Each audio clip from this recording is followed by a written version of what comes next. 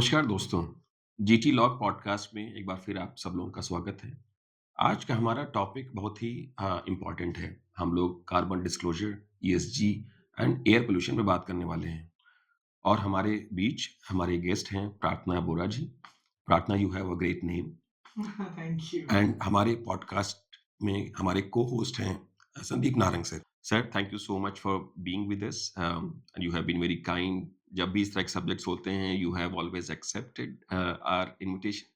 Thank you so much. And maybe I think before we start our conversation, I would like to maybe I think have maybe set some informal rules. The rules is कि जो भी हमारा conversation होगा वो informal तरीके से होगा. We'll try to have a free flow conversation. आपको if you have any question for me, I'll be more than happy to answer them also. So before we start, I like to invite Pratna ji to introduce yourself so that we all can get to know more about you as well. So please. Thank you so much. So it's such a pleasure to talk to an old friend, Sandeep, and yourself.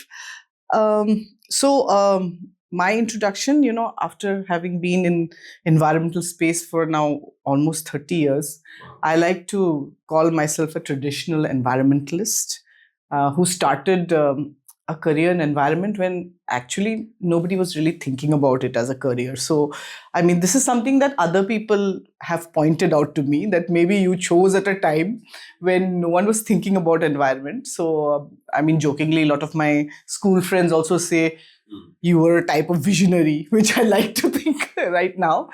But so I, started my career in environment way back. I grew up in Shillong in Meghalaya. And Shillong used to be very beautiful at that time, and it's totally destroyed now because of something that as a 20-year-old maybe I had thought of that time. There was a lot of there's something called jhum cultivation, shifting cultivation. Jhum cultivation. Yeah. So it is like shifting cultivation, and it's in traditional language it's just called slash and burn technique. So what forest clearing जब करते हैं तो you burn the forest and you clear it up for agricultural land. And as a youngster, I used to see that, and I was a student of economics. I did my master's in economics, so we had to study agriculture, a bit of agricultural economics, and I read about jhum cultivation then. And those days, तो हम लोग ऐसे ही चले जाते थे forest में walk करने के लिए. It was not like nature walks and stuff like that. So I used to see this, so it used to bother me. I said, our beautiful land and all this forest is being cut. How people are not thinking about it. And on the other side, जब आप, when you look at it, it was being cut for a purpose, right? For agriculture. So it was being cut for food. So I said, I want to study in this area, And those days, of course, we had no internet. So whatever courses we knew about was what our professors told us. And I had a teacher, a professor, and I said, I'm interested in this. So he said, ये environment में तो environmental science है, but I was a student of arts, so I was a little bit frustrated. I said I didn't want to, get into these other programs. So it was just by luck at that time. I saw a small advertisement in the Assam Tribune, which was for a fellowship at the Center for Environment Education in Ahmedabad. They were looking for, it was called Training in Environmental Education. And it was a fully funded 9-month program.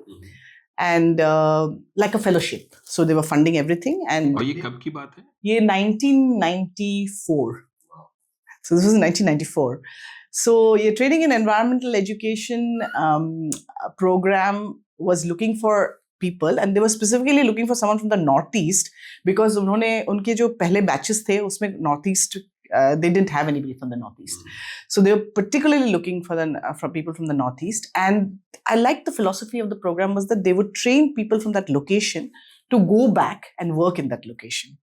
So एक interview, I had to write an essay and send, and then I had to do an interview, and I got selected.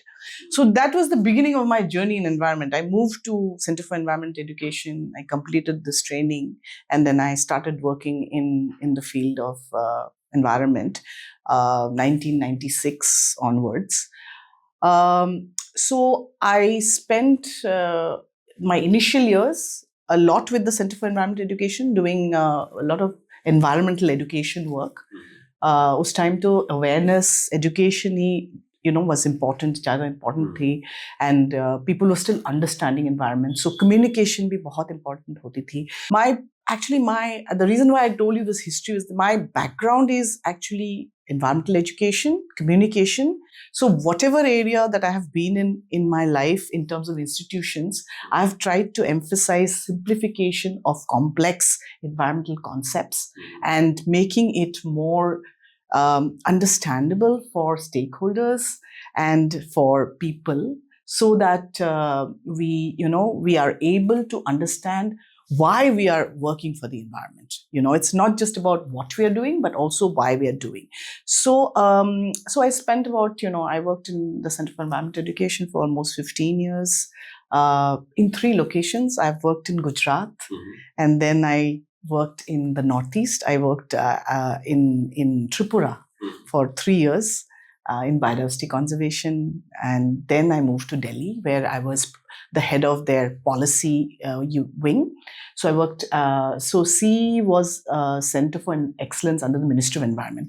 So us time, year 2000, 2004, that time there was a lot of policy related work. And 2015 में जो Paris Agreement हुई थी, तो उसमें CE prepared the background papers. So my last project, my personal high was to develop the background papers for the Paris COP, which was India's stand at the COP, which was the development of a document called Parampara, which is India's sustainability, cultural practices which are rooted in sustainability. And I was very lucky. The Prime Minister launched it in the COP. Modi ji ne launch kiya tha, and it's about India's climate-friendly, sustainable practices. Jisme we have, multiple chapters. We have about solar energy, practices in solar energy that we have, in terms of how Indian traditions are imbibed in and rooted in sustainability. So a couple of projects when I was in Clean Air Asia, we did with the private sector, and usi time mujhe laga ki maybe I can do something more, and which is why I decided to transition to CDP. I mean, CDP traditionally was known as Carbon Disclosure Project, but abhi बहुत सारे दूसरे disclosures भी करते हैं. So CDP में I was there for a short tenure, but a very, very effective tenure. I worked with CDP for about 2.5 years. Facilitated disclosures for over 300 companies in India, top 100 listed companies जो है, 1,000 listed companies. I also set up the Science-Based Targets Incubator. And with the SBTi, we helped about 45 Indian companies set targets, science-based targets. And but the key high point of my career at CDP was, I think, the fact that we managed to push the financial institutions to look at climate risk assessment. And as part of the G20, when I was in CDP, we also pushed for nature-related assessments. So, abhi in the global space, nature is again coming back and is becoming we are transitioning. And so, one of the input papers for the G20 was a paper that we developed, which was on building a business case for nature disclosures.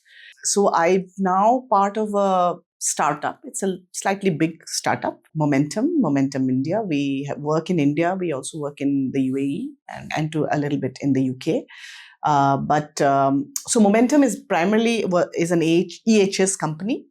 But because of the EHS component, आजकल ESG में social safety ये सब बहुत आ रही. तो so they needed somebody to look at developing the sustainability part of it. So I said, okay, let me give it a shot. And now I've been with them like for a year and a half now. What am I doing? मैं actually बहुत सारे छोटे companies जो है उनके जो ESG trajectory है, ESG journey है, कार्बन अकाउंटिंग है, वाटर रिस्क असेसमेंट है, all these we are trying to train them to start their journey in terms of moving ahead. So basically, while we do support them in reporting and disclosures, but I think the primary drive that we have is to push them to start their ESG journey. So that is where I am at the moment.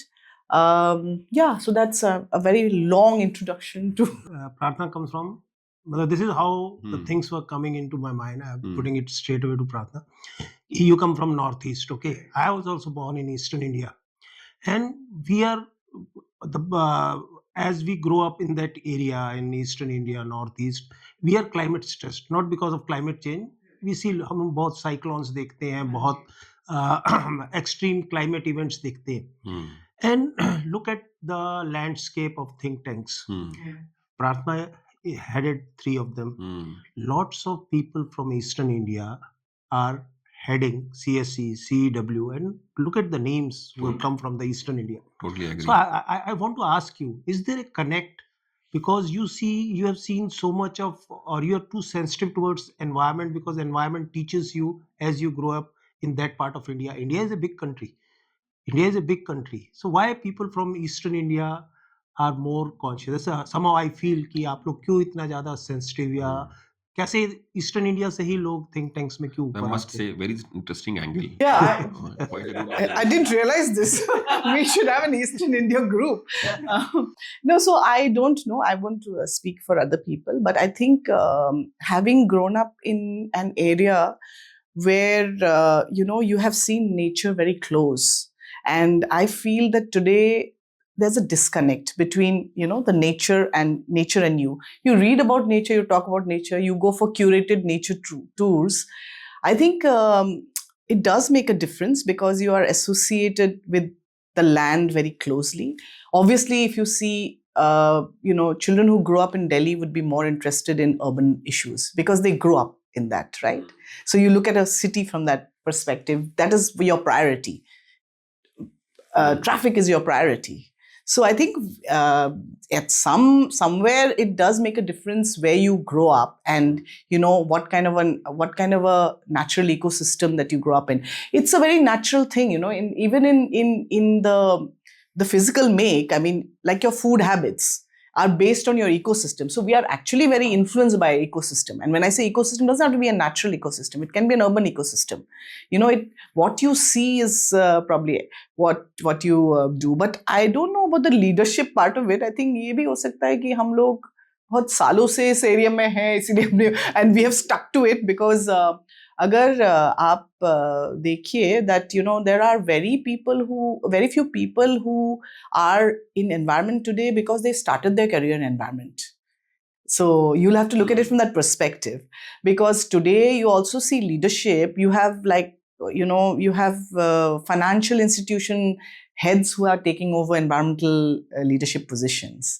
You have a lot of diversity in your career. So maybe I think based on the journey that you have traveled, so maybe I think we can pick up a few specific conversation, and then we'll try to have something out of those conversations as well. So the first maybe that comes to our mind is maybe carbon disclosure. The second can be ESG or air quality, and the third can be ESG or the implementation. Sure. Right? So when we look at the carbon disclosure, so we understand that our honorable Prime Minister आदरणीय Narendra Modi sir, जब उन्होंने ये disclosure ये declare किया कि 2070 तक India as a nation carbon neutral country की तरह बन जाएगा, भारत जो है वो कार्बन न्यूट्रल कंट्री बन जाएगा, तो उसके बाद बहुत सारे ऐसे एक्टिविटीज भी शुरू हुई. एक एक्टिविटी है जो कि सर्टेनली रेगुलेटरी कंपोनेंट के थ्रू है, गवर्नमेंट ऑफ इंडिया के इनिशिएटिव शुरू हुए, और एक प्राइवेट सेक्टर के शुरू हुए. बहुत सारे प्राइवेट सेक्टर की कंपनीज ने अपने carbon disclosures and net zero के गोल्स भी इस्टेब्लिश किए. सर्टेनली जब हम लोग पूरी जर्नी को देखते हैं for last 10 to 12 years, we see a lot of growth in this particular sector also. तो जैसे कुछ तो गवर्नमेंट के इनिशिएटिव हैं जहाँ पे जो बिगर इंडस्ट्रीज हैं, जैसे सीमेंट हो गई या स्टील हो गई, या इस तरह की जो बिगर एजेंसीज हैं, उनको अपना कार्बन का एक स्पेसिफिक बेंचमार्क है, उससे नीचे लेकर के जाना है। कार्बन एमिशन की बात कर रहे हैं। Private sector also had lot of initiatives. फिर एक, जैसे आपने एक और पॉइंट बताया कि जो लिस्टेड कंपनीज हैं, 1000 listed companies, they had the mandatory requirements to disclose their carbon emission, and then carbon disclosure की प्रोसेस शुरू हुई। तो एक तो मैं चाहता हूँ कि मैम ये चीज़ बताएं कि मतलब थोड़ा सा डेमोक्रेटिक टर्म्स में कि कार्बन डिस्क्लोजर क्या होता है, कैसे करते हैं, may be the steps which are important so that the agency which is not even listed, they can start looking at carbon disclosure as an activity which they can embrace। तो थोड़ा-सा normal तरीके से बताएँ कि carbon disclosure कैसे कर सकती है एक नॉर्मल कंपनी जो कि एक सर्विस सेक्टर में है और एक शायद मैन्युफैक्चरिंग सेक्टर में है? So this word disclosure is sounds very complex. Basically, disclosure क्या मतलब what is disclosure is you're basically आप public में बता रहे हो कि आप क्या कर रहे हो. Now, disclosure without the carbon means you're telling the world what you're doing. Okay, so that is disclosure, and carbon is that you're talking about your carbon emissions. Emissions, आप कितना emit करते हो. So that is what carbon disclosure is. And you have asked me specific carbon disclosure, but I'd just like to add कि disclosure also goes beyond carbon, sure, right? So carbon disclosure is one, and if we restrict it to carbon disclosure when we are only talking about climate. जैसे आप अगर water के बारे में बात करोगे तो then you also have to have water disclosure, right? So if you want to talk about आपके supply chain में क्या हो रहा है, तो then you have supply chain disclosure. So disclosure is basically about telling the world what you're doing. So it's not like हम क्या करें. तो disclosure करने के लिए कुछ formats and frameworks हैं. Globally over 600 frameworks hai. 600? So I mean there are a lot of frameworks, and some of the popular ones are, say, the Task Force on Climate Related Disclosures. Now the most recent one is the Task Force on Nature Related Disclosures. CDP hai. CDP is one of the most reputed, oldest and recognized framework, primarily because CDP के जो structural framework है, it's very very science based. And the other reason why CDP disclosure is very very well known and recognized is because CDP की जो data है वो investors use करते हैं, और ये risk assessment आप climate के लिए भी करते हैं, and you also do it for water, you can do it for other thematics. The other is that opportunity assessment. You see, transitioning to clean energy means that you have to get energy efficient, or move to another source of energy which is going to be beneficial for you in terms of costs. So another area that you get into disclosure is that when you start looking at your risks, when you start looking at your governance system, आपके governance system में what kind of priority does climate have? So you disclose on such things. So basically मैं यही कहना चाहती हूँ कि disclosure is about talking, assessing, and making public certain things that are based on some questions. And before you disclose, I think what is required is that you need to look at your internal strategy. आपके strategy में, when you look at your internal strategy, what you do is you also look at what is your company's priorities. You look at where your company is geographically. So an assessment आप करते हो. So basically, any company who wants to get into disclosure first needs to figure out, why am I doing the disclosure? If it is an internal risk assessment, तो आपको public में, I mean, you don't need to take any established framework. If you're not under the regulatory framework, जैसे BRSR है, वो top 1000 companies के लिए है. But अगर some company which is not in the top 1000 wants to assess the risks or wants to look at his internal strategy, then you don't really need to think about the reporting part of it. You just start looking at inwards and you start looking at any framework.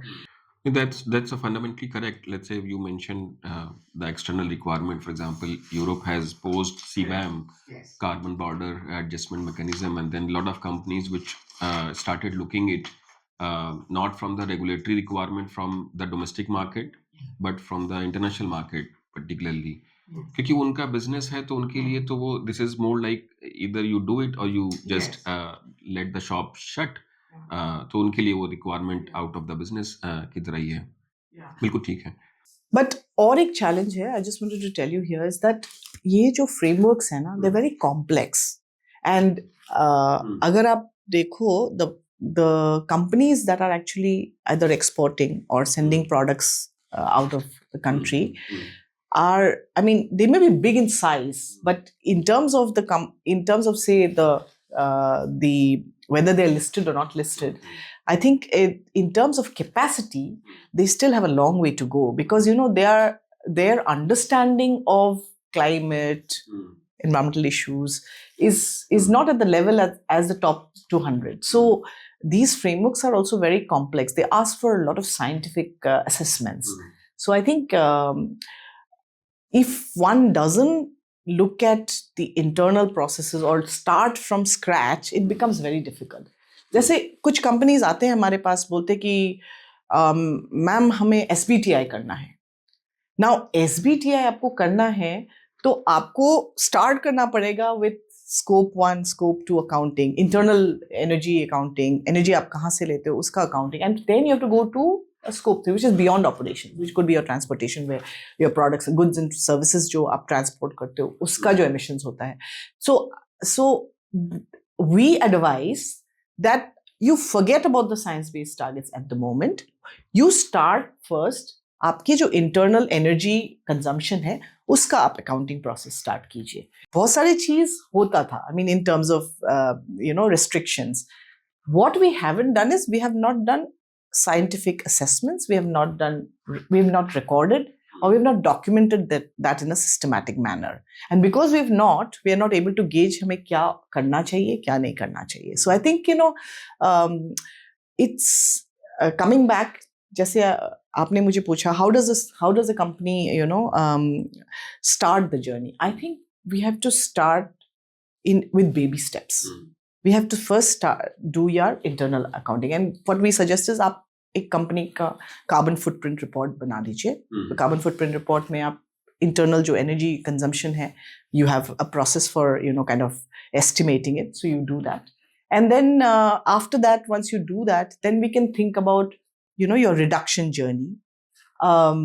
Target setting जो है वो थोड़ी देर बाद आएगा, because without assessing where you are, you can't set a target, right? Absolutely. So I think you first is the assessment of where you are. Current status क्या है पता होना चाहिए. एक follow up question है मैम इसमें कि मतलब reporting is fine कि उससे आपको current situation पता चल जाती, but implementation efficacy कह लीजिए कि जितना हम लोग report कर रहे हैं versus जो implementation है, because smaller set of companies struggle बहुत कर रही हैं. एज यू मेंशन कि इस तरह के टर्मिनोलॉजीज यूज हो रही हैं व्हिच दे कांट अंडरस्टैंड.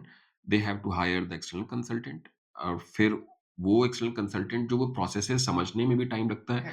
तो एक्चुअली इम्प्लीमेंटेशन वर्सेस रिपोर्टिंग, मतलब the gap is how much wider the gap is. Actually, it's very wide because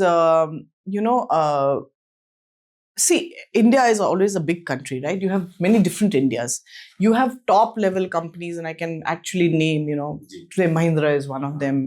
Tatas are one of them. They are always known to be sustainable, and they fall on the top tier.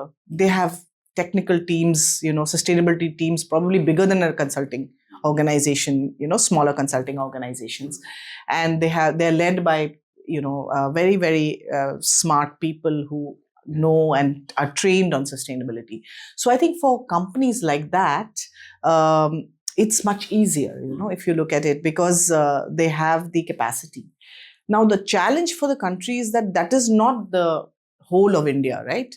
We have 1,000 listed companies who are reporting to BRSR. They have the framework, they are planning, preparing. The consultants are all going to them because they also have the resources to finance that process. What happens to the rest of the country which is still struggling in building their business? So basically उसमें क्या होता है कि आप अपना scope 3 का जो emissions है आप reduce कर रहे हो, and at the same time you are supporting all the people from whom you source from or you sell to.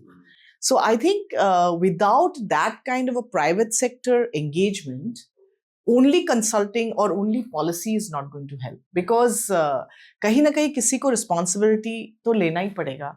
And the advantage on that is that the parent company, I would like to call it as a parent company, has the technical skills, to help these companies.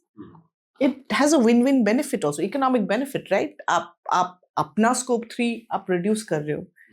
You are transferring knowledge to your supply chain. So I think this methodology is really a great methodology, and I think the CDP supply chain disclosure जो एक product है, that's doing very well globally. I mean, in India, I started it about 2 years back when I joined, so I'm sure it's growing. But I think the BRSR also now, the top 200 will have to disclose in the supply chain. I mean, they were supposed to start this year, but they pushed it back because, they realized how difficult it is. But once that start, I think mandatory push ek aa jayenge. And usi basis mein, I think companies will start to look at it. So I think that is a good model. Of course, there's also the other model about how external organizations can support. I don't know, sometimes I think even philanthropy needs to look at supporting some of the, smaller industries, because obviously they would not have the internal resources. But I think that's an area where we also need to think about how we can, innovate, because it's a large area. So there's a lot of scope in terms of work, in terms of capacity building, and in terms of, disclosing. Follow-up question from me now. So what Prarthana said, what we failed to do. So I believe it was Bill Gates who said that India lives in two extremities, where people are living in the 5-star hotel and in the slum at the same time. Now, did we fail ourselves in capacity building in India? Because now we are talking about these bigger companies, bigger roles, and at the same time, we are unable to address the very small issues. Why I'm telling you this? Because yesterday I was with one of my relatives who live in Rwanda, very small country, very low on the GDP. So they were telling me, कह रहे थे यार, हम जब India आए, and they were back in India after 20 years, उन्होंने मुझे अपने रवांडा की वीडियोस दिखाई of जो उनके जहाँ घूमने जा रहे, such a clean country, एक प्लास्टिक नजर नहीं आ रहा वहाँ पे. तो हम कहीं अपने आप को, have we failed ourselves in doing the capacity building at the grassroots level, come industry, come society, because then that it translates to an idealistic way of talking about the bigger things. अगर हम छोटे काम सही नहीं कर रहे, तो will we be able to do big things, right? This is one of my follow-up questions to you, from your point of view. Sandeep, I think capacity building is the most underinvested area. We like to move into, a lot of things, but when it comes to capacity building, whether it's philanthropy, whether it's industry, or any space, I just feel that we don't invest enough in it. We build courses, but we do not really look at whether the course is getting an impact. And I think as a country, we've never really invested in education or capacity building. So I think I would say yes to your question about, we have failed and we need to work harder in terms of that area. And there is a lot of work in our country in terms of, in terms of how we want to build capacity, whether it's awareness on environmental issues or it's technical, inputs to disclosures. Because I think there is also a world where, we have a world where we have, like I said, we have the top tier companies who are actually putting numbers to how much emissions they want to reduce. And you have targets, like there are companies who have committed to 2045 net zero, So we have on the one side that, but we also have on the other side, people asking what is net zero, Exactly. So I think, and we are not focusing enough on this section while we are developing more tools in terms of, how to build this net zero. So I think, somewhere along the line, we've started to think that, now, we have enough awareness and people know about it, but and moved on. So I think, we do need to still look at narratives which help the communities who still don't understand what net zero is. And capacity building will somehow lead to disciplined implementation of all the processes for Hmm. carbon reduction or whatever good things you plan about environment or anywhere. So this is the capacity building. I believe leaders like you, Pratna, Hmm. and others, Hmm. we should somehow push a policy or should ask the government to have bigger policy for capacity building at all the levels.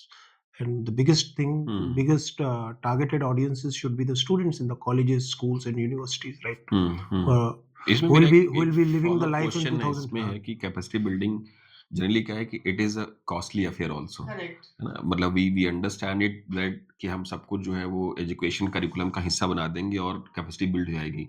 तो education curriculum का जब हिस्सा बनाते हैं तो वो हम 20 साल के बाद की बात कर रहे हैं। It is a long term capacity building. But अगर हम वैसे कैपेसिटी बिल्डिंग की बात करें जहाँ पे जो लोग अभी हैं they can make the change, that is a costly one. You so that is one thing. दूसरा है कि मतलब जब हम लोग इस तरह की कैपेसिटी बिल्डिंग की बात करते हैं तो मतलब वर्सेस द गवर्नमेंट रेगुलेशंस, तो जनरली क्या है कि अगर गवर्नमेंट रेगुलेशंस नहीं होती हैं या होती हैं बट उनका इन्फोर्समेंट सही से नहीं होता है, तो most of the cases people learn when they are being monitored for their performances. तो इसमें कोई ऐसा पर्सपेक्टिव है कि अगर कोई specifically for example if there is a maybe if there is a disclosure requirement of listed companies, non listed के लिए डिस्क्लोजर रिक्वायरमेंट थोड़ी सी टोन डाउन करके अगर बना दी जाए, is that something which may work compare to the capacity building? No, I think, as a country, we always need someone to push us, whatever it is, as individuals also. So I think, what you're saying is right. Like, why did the company start disclosing? Because there was a regulatory requirement, right? And even if you look at the top companies, why did they disclose? Because investors asked them. It was not that they realized, oh, my factory is near the ocean and I need to start thinking about it, right? Some level of push always helps, external push. And as you said, like if we have to ask from policy, then I think it would be interesting if India went a step ahead and said, why look? Because world over, we look at the capital market and we say that these companies form the larger part of the capital market and that's why they have to disclose. But ultimately, emissions, everyone is doing, right? It's not just the big companies. So I think that's why I say that, India needs to start thinking differently. If our emissions are coming from, these other industries, we know they are coming, to voluntarily figure out a way to estimate it, or even look at, let's not ask them to estimate it by saying, okay, it's going to, you'll have to cut it down or there'll be a regulatory implication to it. But it's about building capacity, like you said. You can link the two. So I think, that's a very interesting methodology. But, the other thing about capacity building I wanted to say is that today, world over, we are at different levels of, we are at different levels in terms of our environmental trajectory. So, for instance, I think the Prime Minister was very wise when he said 2070.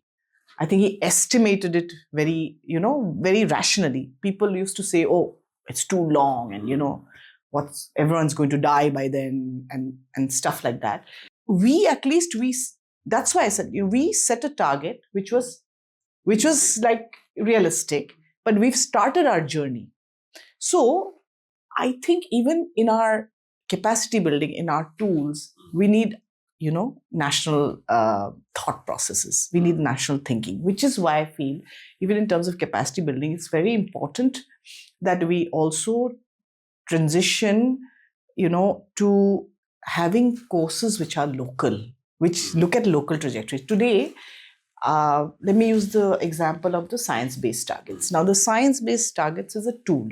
which is modeled based on the temperature, 1.5 degrees.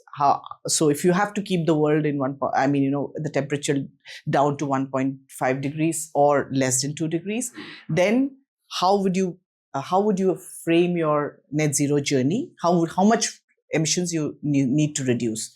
So according to the SBTi, 2045 should be your net zero year. Okay. Yeah, because it's based on the science model, right? Or with the temperature. But we really need to invest a bit. And that is where the capacity building comes in, because the moment we design these trajectories, we will have to also need training in terms of using those trajectories. Right now, we have the capacity build. We have people who are actually giving us this information, who have studied from, global institutions and have learned global frameworks. So when it comes to applying in the countries, it becomes very difficult in the global south, because the global south is at a different level as far as the decarbonization process is concerned. Ma'am, let's say apart from regulations, if we look at maybe I think one more factor which is important for the businesses, which is financial institutions. So anything which is related to the finance, people start listening it carefully.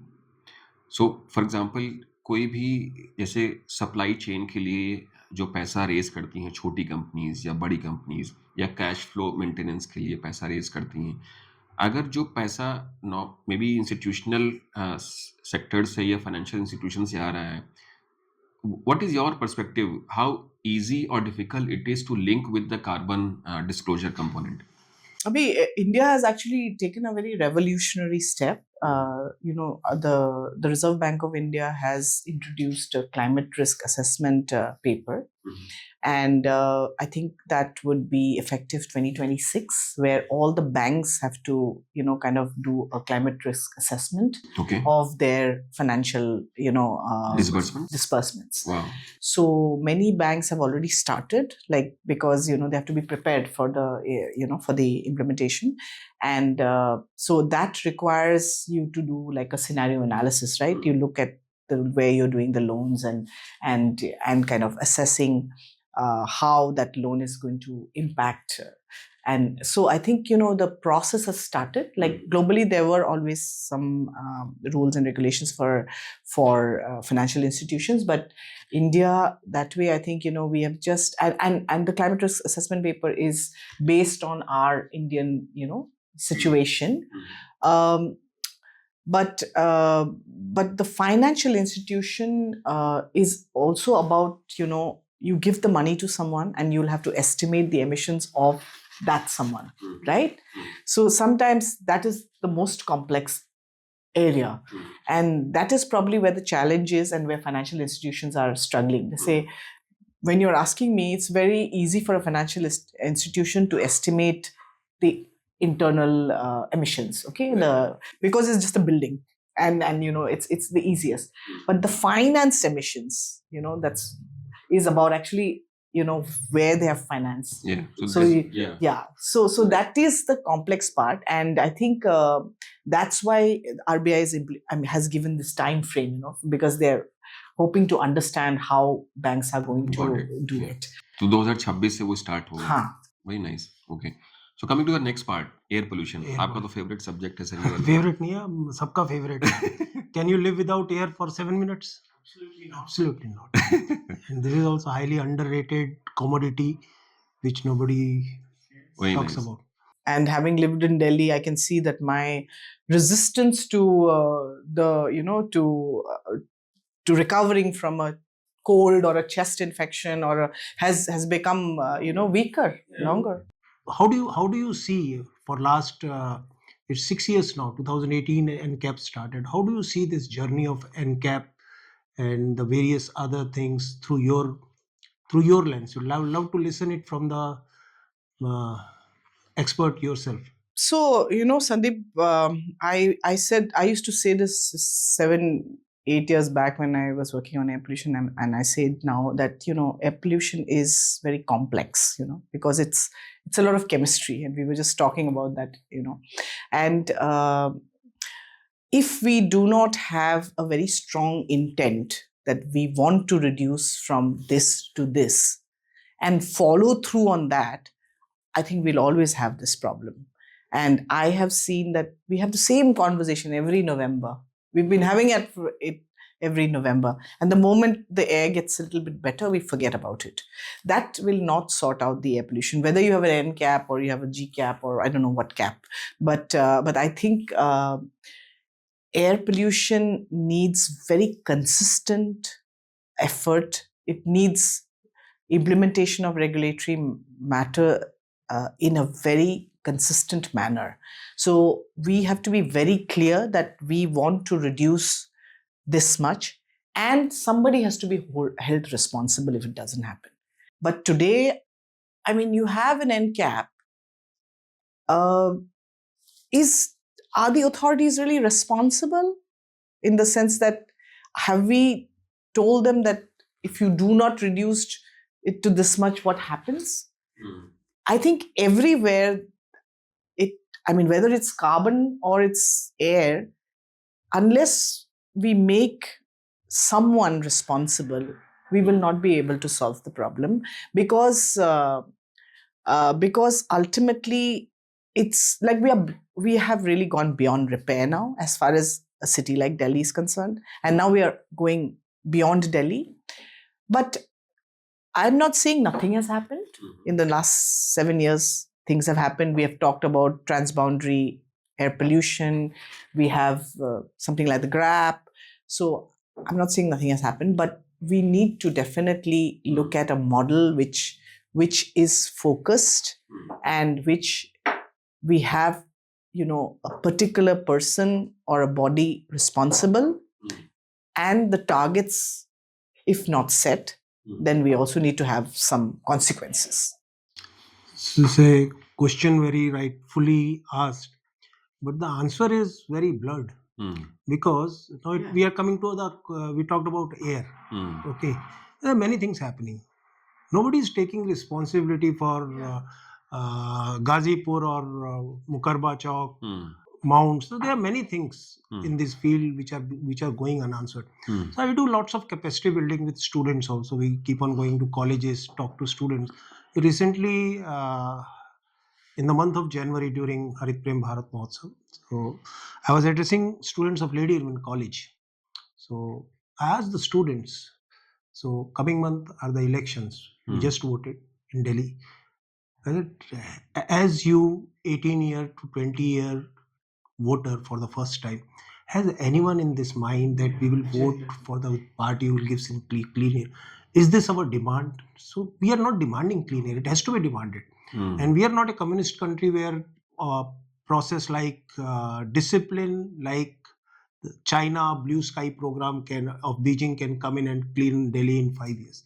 So here, as you rightly said, lots of things to be done. But I working in NCAP, I still see a hope. There are 131 non-attainment cities. Few are doing good. So few others will follow, like Indore model of Swachh Bharat. Few will follow the model of good air. What happened in Varanasi and Surat city. They have 20 to 30% reductions in outdoor air qualities. So I see a hope there. Yeah, I think I wanted to also just touch upon your part about how students, or the first time voter needs to ask for clean air. And I think there is, like, often when we have these conversations, and we are, again, slowly it's happening. If you see with us also, we're moving to policy. What we are not talking about is, lifestyles and aspirations and behaviors, like you and I, okay, all of us, okay, we are at that stage, we'll say, okay, we do not want the BMW, or we do not right now, we can't afford it, so we will never get it, so we do not want it. That's what my son would tell me, you will not get it. That's why you're saying you don't want it. But I think, and I particularly like the Life Mission because it's focused on lifestyles. And I think, environmental issues, whether it's climate or water or air, we really need to focus again, come back to the lifestyles issues. Now, it's something that India has always discussed, right, and talked. But for some reason, we have not been able to make as much impact. And today we have the West talking about it. There's this concept of degrowth that the West is talking about. How is it impacting the lifestyles of a person? Right? You've set a target and you've done it, and you hope to go net zero. But have we done an impact analysis of that? So moving from the science and the technical aspects to impact. So I think if you look at a company, say like Interface, carpet making company, one of the first companies that was which said they would be net zero in 1996. I mean, they didn't use the term net zero, but they said we'll be zero waste and zero, and then and it was basically simply the Ray Anderson. He's no longer there now, but he actually just decided that instead of take, make, and waste, we would take, make, and reuse. So Take, make, and reuse. yeah, so basically put it back. Repurpose. Yeah, repurpose. Yeah. So basically the carpets are supposed Interface carpets are actually also made in a manner that he puts back. He figured out the methodology of collecting the way whatever is being thrown away or old and putting it back using the resources. So this was way back in in early 2000. And similarly, even with Patagonia, if it's very interesting because they actually, their branding is don't buy more. So don't buy more, but basically because they have figured out a way to reuse the thing. We can't only have just the regulation, because even if you have regulation, who breaks the regulation? It's not just the companies, no, it's us also. You may have a very strict regulation of not jumping the street light, but you still do it in India until it became digital and you get your challan online. But but I think the issue that he brought up, Sandeep brought up about in the new generation and them understanding these concepts and making these important. So basically we have to make sustainability fashionable. इसमें sir एक और question है इसमें, मतलब जैसे non attainment बोला ना आपने, तो नॉन अटेनमेंट सिटीज के बारे में थोड़ा बताइए, मतलब how the cities got selected as a non attainment cities. So the cities where outdoor air quality was beyond the permissible limits Okay. of CPCB, those were designated as first 100. Then they added more in 2 more phases to 131 non-attainment cities pan India. And once the non-attainment cities have been identified, then their apportionment study happened through various other channel partners. And then they came out to what is polluting the city. Like few cities were being polluted more by industrial emissions. The most polluted city is in West Bengal, where the AQI goes beyond 500, 600 because it's an industrial city. So industrial emissions So industrial emissions, automobile emissions, road dust, construction emissions, where lots of development is happening, like in NCR. So construction emissions do take a more of a weightage. So this is how then you have to address to those emissions, cut down your PM 2.5 to PM 10 level to be eligible to take further grants from NCAP central fund, which gets declared every year. So that's the process of NCAP. But again, as we have rightly seen, and that happens in India being such a big country, cities have responded to this in a different manner. Few cities have responded it very good, like they have responded to Clean India campaign or Swachh Bharat Abhiyan. Few cities are yet to take up many things.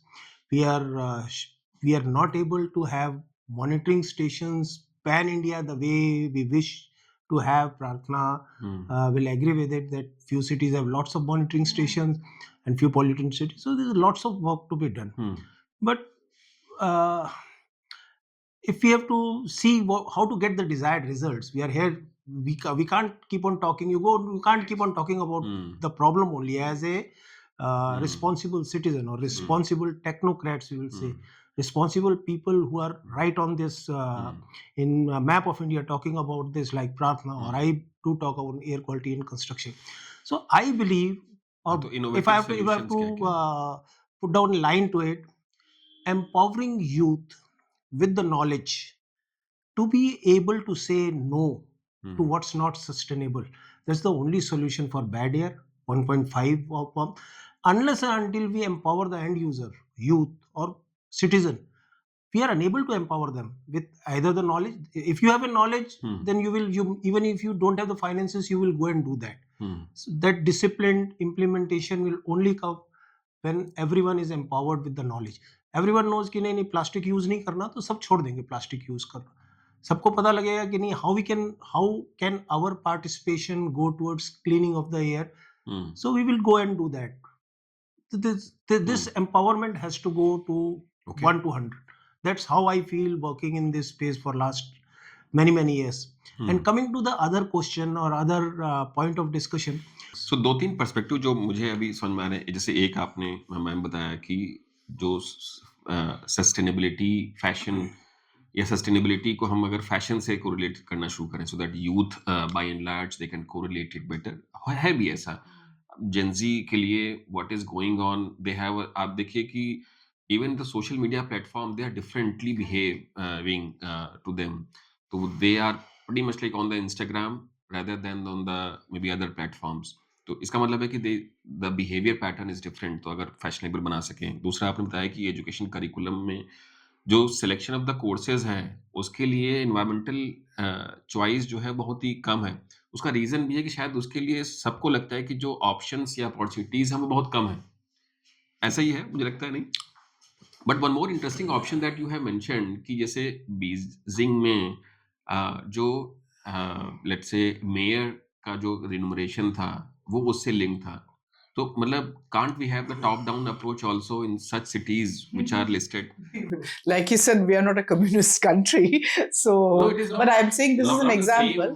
not the same But pattern. I want to come back to the sustainable lifestyle Yeah. one and the youth one, because I was just thinking कि हम लोग अगर yoga model follow करें, you know, today yoga is as fashionable as going to the gym. Hmm. And at one time it wasn't. Like when we were growing up, it was the old people used to do it, you know, the religious, it was related to religion. But today, all the celebrities are doing yoga, you know. So I'm thinking that जैसे संदीप ने बताया कि we should empower the youth. I'm just wondering, I think we also need to challenge ourselves how we make, you know, saving water like a norm. It becomes like, oh, we really need to not, you know, not waste water. What happens is, you know, we target the schools, the younger generation. They anyways listen, and they are the captive audience, so they listen. But I think we are not investing enough in the, you know, the group which is just beginning to earn, you know, because they are the ones who consume, right? They are the ones who are getting the salaries. So मुझे लगता है कि कुछ alternative communication methodologies are required, you know, because we have to figure out a way to make you know, reduced emissions, whether it's transport, mobility. I think because if you look at the solutions, whether it's climate or whether it's air, it's the same solutions, right? It's energy, it's transportation, it's you know, your lifestyle, how not wasting. So ये हमें we have to target these 3-4 things, right? And for targeting these 3-4 things, is saying just enough? Like I gave you the example of a company which is saying, okay, don't buy this or don't buy this, because it's actually pushing you not to buy it. But at the same time, it's, you know, you're buying it because it's Cool. yeah, it's cool. So, you know, we have to make environment cool, I think. basically knowledge. People talk about, as Prarthana rightly pointed out, air quality in Delhi gets talked about from Diwali to January 26th, Correct. Republic Day. उसके बाद nobody talks about it.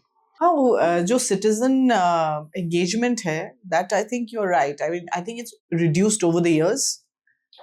We have like I remember as a year, we would do so much campaigns. We would be, you know, we are very vocal about these things. I think that has reduced a lot because everybody is. And I don't know, Sandeep, if it is a case of knowledge or is it indifference. I think there I have a little bit of a, you know, So again, what happens is discipline with environmental issues. Like go to down south. people are very keen on water conservation. They talk about water. They have 2 states are fighting for the river, water river. हमारे are we insensitive? Is Northern India insensitive? Or the people are just taken for the granted because we had this good weather, good water, good soil quality, good agriculture. We were blessed with this. We took it for granted. We were in the comfort zone कि हमारे साथ तो कुछ हो नहीं सकता. Coming back to why Eastern India people are more sensitive, because you have seen those climate extremities growing up. So you know, अरे यार यहाँ पे तो इस साल पता नहीं चावल होगा नहीं होगा अगर साइक्लोन आ गया तो. So this is somehow, I'm not talking, this is somehow your DNA gets built. Your DNA gone wrong. Why Northern India is, or why this, people who work in the water, do you know, people who work in this water or water, they have divided India into 2 parts. The people who respect water, line है India में, water respect line. तो जो water में काम करते हैं, जो agencies काम करते हैं, तो that line is above Bhopal, right, West Bengal तक जाती है, ऊपर जो इंडो गैंजेटिक प्लेन है, और राजस्थान से ऊपर. People don't respect water. It's truth. Go to Punjab, ask anyone, do you respect water? Nobody respects water. जो अवेलेबल है उसके बारे जो में अवेलेबल है, क्योंकि वहां पे हमेशा से था, 5 नदियों का देश था. आज 400 फुट पे पानी है. हमारे को, हम लोग, we never respected water. We never talked about not wasting water. The point you raised in your podcast, in your talks, we forgot to do that. This is where we went wrong as a society or as a community. We have, whatever way you think. No parents will say कि नहीं बेटा तूने पानी खराब नहीं करना. No, that is And go to fundamentally south. correct. Go to south. Look the way they respect water. मतलब मुझे लगता है कि जैसे I think one point that you have mentioned, that the way we communicate for other communities, for example water, air के लिए आप देखिए न्यूज़पेपर में देखिए, if you have 2 news which are just adjacent to each other, एक news जो है air pollution and the health hazard के ऊपर हो वर्सेस कोई मर्डर के ऊपर हो, तो हेल्थ हैजार्ड वाली तो कोई पढ़ता ही नहीं है. और उस पे हेडलाइंस होंगी इतनी बड़ी. तो वो मतलब मुझे लगता है कि वो हमारी वो डीएनए चेंज जो आपने बोला कि डीएनए चेंज में आ गया, मतलब people have just started accepting it कि हाँ है, हवा खराब है, और उसको इस तरह से कम्युनिकेट भी करना शुरू कर दिया गया है, क्योंकि India is a developing country, construction हो रही है, कार्स जो है खरीदी जा रही हैं, तो लोगों को थोड़ा सा तो कॉम्प्रोमाइज करना ही होगा. सो जब तक वो एक्सेप्टेंस नहीं होगा, मतलब एक्सेप्टेंस जो है वो इनबिल्ट हो चुका है डीएनए में, that is also one of the reasons. और आई एग्री विद यू कि जब तक वो नो कहने की जो आदत जो है या तो यूथ में आए या वोटर्स में आए, जब तक आएगी नहीं तब तक Everyone. चेंज नहीं. पर आपको नो कहने के लिए तो आपको लाइफस्टाइल चेंज करना ही पड़ेगा. नहीं, that is by default. I think you'll have to be, when you're saying no to air pollution, then you also have to be ready to make the lifestyle changes that, are related to it. You cannot expect, अच्छा government कुछ नहीं कर रहे. I think we have a tendency to push everything to policy. You see, wherever the successful experiences of environmental, meeting environmental challenges have happened because the community has contributed to it. Without the community, it's not going to happen, because if you cannot say that I want water 24 hours a day and at any time of the day and I can waste as much and then say government is not giving us water. So I am saying that when I think what I'm trying to say is that maybe our behavioral change is, of course, the toughest, part of any career, whether it's environment or. I think behavioral change के लिए जो methodologies था, which we used to use maybe in our time, or traditionally जो environmental dialogues थे, तो उसमें जो campaigns होते थे, that has reduced, whether you like it or not. The focus on behavioral change has reduced. We have education, we have for young people also today. If you look at the school environmental education discussions that happen, are more targeted to say how the child is going to go and represent or be the youth at the UNFCCC or the UN. Private sector is not responsible for air quality. No, it's not there in any of the disclosure frameworks. In the sense that you say that pollution का आपका contribution क्या है, but उसके बाद आप कुछ नहीं करते हो. एक छोटा सा question है कि what are the PM, how much are you emitting? But we are not looking at it in detail. Why is there no methodology in which the private sector can contribute, can reduce the impact of air pollution? So I will talk about the construction sector. So methodology is being developed. I have been part of few research papers which are happening on process based emissions. So we now what change we have done from construction dust, we have changed the terminology to construction emissions. जैसे automobile emission है ऐसे हमारे यहाँ से construction emissions है. What are the processes which emit PM 2.5, PM 10? How they can be the book we started on clean construction practices that has lots of more things have been added at different levels, have been part of many guidelines of at least close to 30 non-attainment cities have been part of. So these things are being added, and I believe it's again a developing stage where the things are happening, and you will see big amount of work happen, I trust, in 2025 and 2026. अभी अगले 2 साल में बहुत ज़्यादा काम होने वाला है in CAQM also, in NCR as well as in the other states, predominantly the Western India where the air quality is going very high, Mumbai or MMR region. तो यहाँ बहुत ज़्यादा काम होने वाला है. I mean, I think that's it's really good to know that there's progress, but I guess we have to continue to work, and I think that is where I think this it's important to put our minds together in looking at how we can get people to say no, no to certain things. Very interesting component. So let's move towards the ESG part. So ESG stands for environmental, social, and governance. So how we can correlate the let's say air pollution, or maybe I think the subject carbon disclosure with the ESG reporting component. Maybe your views, because your current work is pretty much related to the ESG part. So like I said, we just give new names to whatever we're doing.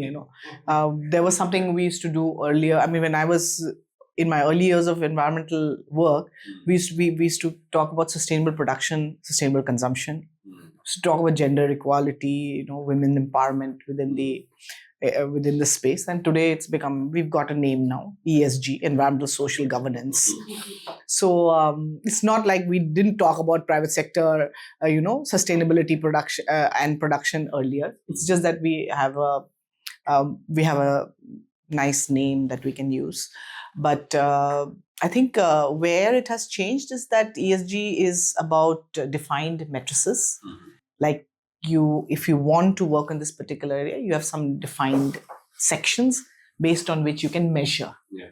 Because so when you're saying that your production processes are efficient, or that you are energy efficient, how are you measuring it? So that is where ESG is different, and it comes primarily because it's pushed by the reporting agenda. Now, in environment social governance, we go beyond just estimating the carbon emissions or looking at the energy usage.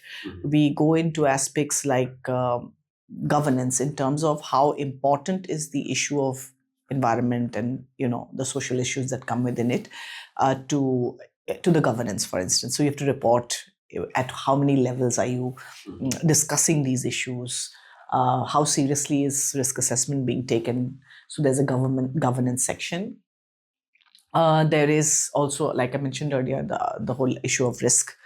And on the social aspect, we talk about, say, gender representation in the workforce, workers' safety, health, contribution to health, and areas like that. So basically, ESG is a little environment plus. It's not like we were not talking about earlier, but it's coming out much more in the open, in the sense that you are actually asked to declare, say the percentage of women workforce. How are you going to work to increase that gender representation? What is the process of looking at ethics within the organization? How are you looking at your supply chains? Are they trained? How many trainings are you doing? So I think it's become a bit more defined in terms of what is actually an efficient production process and how you can reduce emissions. So we are not just only talking how much we are emitting, but we are also talking about how the process of, what are the different things that can contribute to making your industry efficient. Very interesting. Ma'am, इसमें एक जैसे question है specific to let's say a particular sector, for example MSME. और उसमें क्योंकि छोटी firms होती हैं, they have always let's say the hand to mouth situation also. But sometimes these are the framework which are the requirement for the investors. और going forward जो छोटी firms हैं but they have a bigger and better aspirations also going forward, तो उनको लगता है कि banking sector सबको धीरे धीरे करके आ ही जाएगा।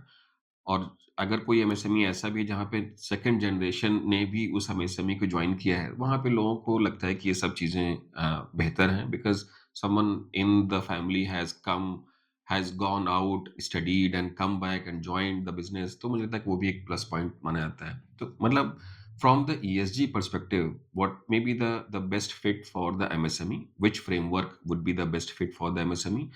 And from the investor's perspective, which ESG framework is the best fit for the investment perspective? So I think you have asked a very, very important question, and this is something जो even in the global narratives बहुत discussion हो चुकी है that it's very difficult for an MSME or an SME in the global framework to adhere, मतलब to follow the rules of the complex frameworks that are there. So some global frameworks है जिसमें specially SMEs के लिए they have simplified. You see, so basically उसमें questions कम हो जाती है and they are simpler. There is an organization which is called the SME Hub. They have actually simplified a questionnaire and it's a voluntary. It's a global organization, but there's a voluntary, initiative where SMEs can actually build capacity by, disclosing on that. But just as CDP here, they also have a separate questionnaire for SMEs. In terms of India, I think we have still not gotten into that space. BRSR is still for the listed companies. But अभी जो CBAM के requirements है, उसमें काफी questionnaires आते हैं, especially if you are selling to to companies abroad. उसमें they actually have they have like a customer requirement form जिसमें काफी कुछ होता है, huge very big. तो उसको अगर आपको if you have to fill that correctly, you really have to look at your internal processes. तो मैं तो suggest करती हूँ frankly speaking कि आप कोई भी MSME अगर decarbonization में जाना चाहते तो वो frameworks फिलहाल भूल जाए and work with organizations where you will be able to look at your internal strategy. फिर आप अपना छोटा सा एक कार्बन फुटप्रिंट रिपोर्ट पहले आप बनाइए, फिर उसके बाद आप सोचिए कि कहाँ आपको जाना है, because without taking the first step you can not go to step 5, right? Because आप क्वेश्चनर बनाने स्टार्ट करोगे तो I can guarantee that you can not be have the ready questionnaire in the first reporting cycle. You still have to do all those things. You may look at a question, जैसे आप SME कोई भी SME framework देख लीजिए, उसमें देख लीजिए क्या क्या क्वेश्चंस है, या आप वो जो CBAM, अभी मैं काफ़ी ऑर्गेनाइजेशंस के साथ काम करती हूँ जहाँ पे हम CBAM के लिए सपोर्ट कर रहे हैं, तो मैं उनको एक्चुअली फ्रैंकली बता देती हूँ कि आप ये क्वेश्चनर आप भूल जाइए, ये हम हेल्प कर देंगे आपको फिल करने के लिए, बट आप इसके लिए जो प्रोसेस है ना थोड़ा backwards you have to go and then you look at that, first you finish that. और उसके लिए हम टाइमलाइन भी दे देते हैं कि आप फर्स्ट 6 months में ये कंप्लीट हो जाएगा, फिर ये कंप्लीट हो जाएगा. You can fill this. देखो कोई भी organisation, I mean who is asking for this CBAM declaration, who's asking? It's a company who has gone through that exercise, right? And if it has gone through that exercise, it knows how much time it takes. So you cannot have misrepresented data, because they will easily know how did you finish it so fast? When did you start? Because when you are actually filling in, all these details are there, right? So it's better to be honest and say we have begun the journey, we're going to finish it, we have applied for this. And then rather than actually rush to a process and do incorrect reporting, which is what is happening in many cases, because you have misrepresentation of data. And in the name of transparency, you're not validating your data. You know, so ये data collection exercise जो है, it's a very complex exercise for any Indian industry. I mean, even big or small. बड़े वाले industries में कितने departments होते हैं? अभी आप HR को पहले आपको समझाना पड़ेगा सस्टेनेबिलिटी क्या है before you ask them कि why are you asking for this data on workforce, right? So I think I would say that while we the frameworks and reportings are on the agenda, it should not be the main agenda, because I think initially this is a long journey. I mean, if you can ask the bigger companies, they have taken a long time to come here. So we have to start, with baby steps. Let's start with just estimating your carbon emissions, scope 1 and scope 2. After that, we can go beyond. We can do your water audits and water assessments. And then you can prioritize, which is why we do something called the materiality assessment. Materiality assessment में हम company के जो senior leadership है उनके साथ बैठते हैं, उनको बोलते हैं कि आपका प्रायोरिटी टॉपिक्स क्या है. There's a methodology for doing it. So you have to find your topics. And if they say water is our topic, then we ask them, okay, let's look at now what you want to do with water. And then based on that, we decide what is the assessment process.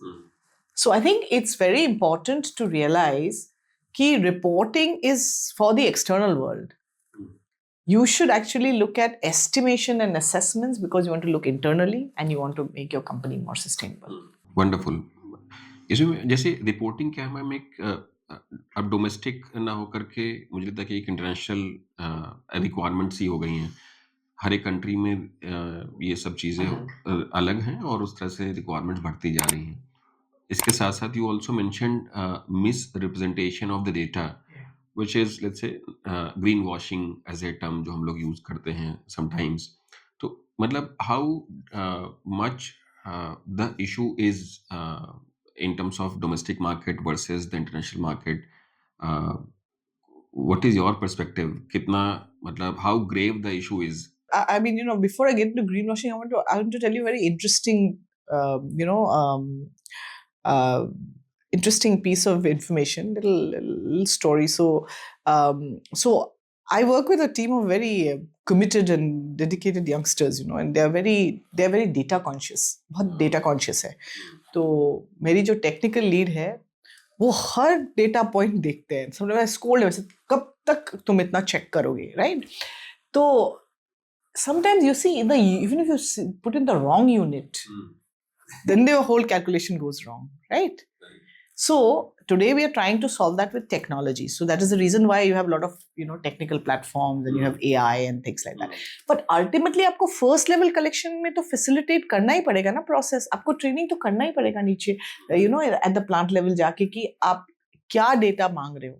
One of the ways is to look at technology. And when I'm saying technology, I think today the environmental ESG space is flooded with technology, and it's all, as you said, computer engineers who are coming back to develop. No, I recently was in a meeting and I asked two young people and they said we have a platform. So I asked them, what is your background? And they said we are from technology. One is from management. So I said, how are you developing this platform? And they said, no, we'll work with you and develop it. So I said, okay, collaboratively you'll develop. But what I'm trying to say is that, no, I appreciate what they're doing. But what I'm saying is that there are a lot of organizations which are mushrooming because there's an opportunity. But many of them probably do not have the, I like to call it as that, see, environment requires an intersectoral approach. Addressing environmental issues is an intersectoral approach. Look at our conversation today. We started with climate, we've gone into air, we went into lifestyles. That's because we have been in the space for a long time.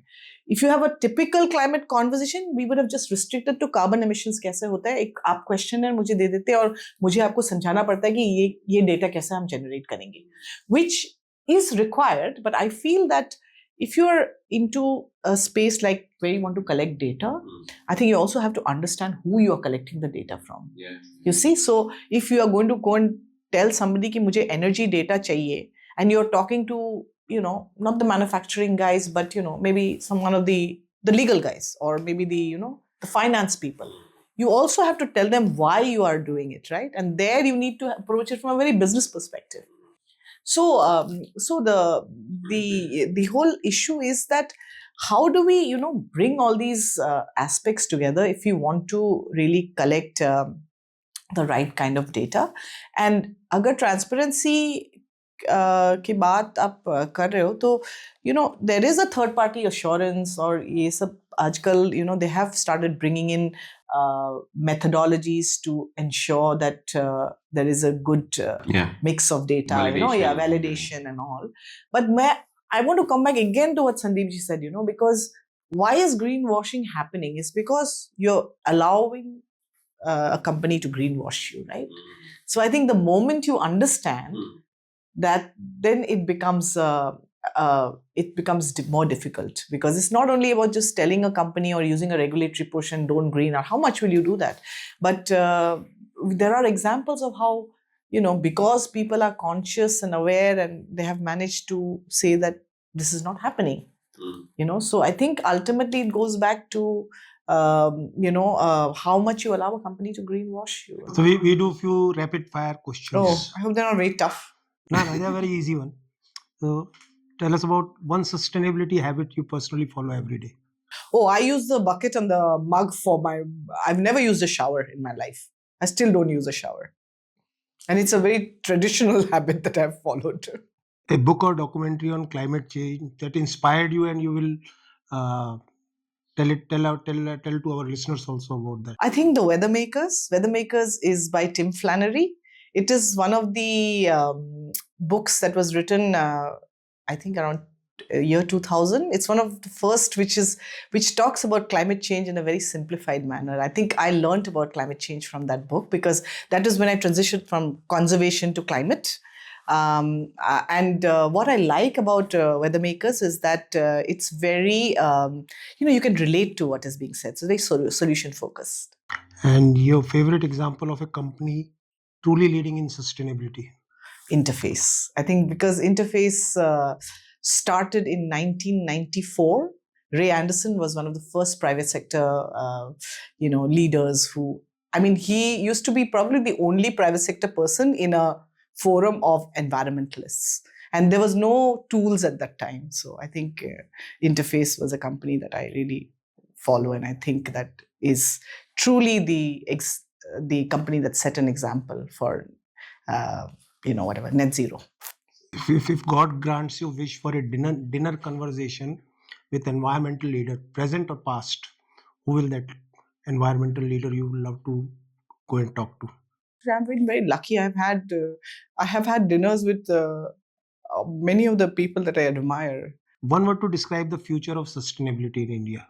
I think it's very bright, because I think as a country, we have taken very systematic and actionable approach, and which is focused on implementation rather than on frameworks and targets. If we allow you to give an alternate name for carbon footprint, another name for carbon footprint. Because we're moving from carbon to nature now. So I don't want to emphasize too much on the carbon, because I've been working on nature a lot. Perfectly all right. Thank you so much, Pratna Boraji, for maybe, I think, sharing your experiences. I think we have learned a lot with respect to the carbon disclosure, with respect to the air pollution, and certainly with respect to the ESG. And thank you so much, Sandeep Narang, sir, for maybe, I think, for being the great co-host. Thank you. Your frequency in this show is increasing, and I think we'll be more than happy to have you, maybe, I think, more number of times here. Thank you so much, listeners, for listening the conversation patiently. Hope the conversation will bring some outputs and outcomes and knowledge and learnings for you. Thank you so much, everyone. Thank you so much, ma'am.